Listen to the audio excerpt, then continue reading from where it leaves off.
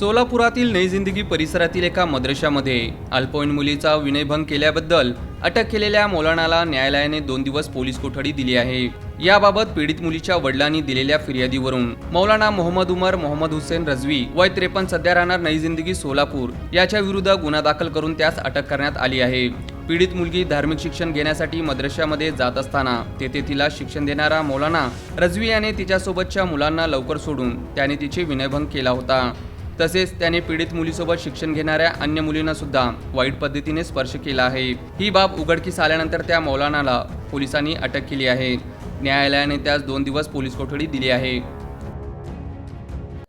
काल रात्री सोलापूर शहरात अंतर्गत MIDC पोलीस स्टेशनमध्ये एक फिर्यादी येऊन फिर्याद दिलेलं होतं। त्यांच्या मुलीला त्यांच्या घराजवळ नई जिंदगी भागात एक मद्रासा जे आहे तिथं शिक्षण देणारे जे मौलाना जे आहे त्यांनी त्यांच्या मुलीला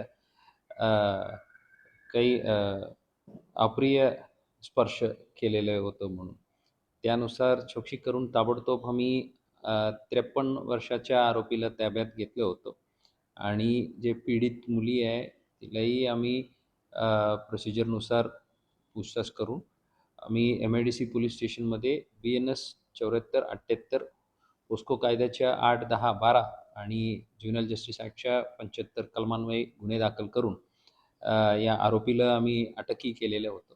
आज या आरोपीला आदरणीय कोर्टासमोर हजर करून 2 दिवस पोलीस कस्टडी मिळालेल्या आहेत।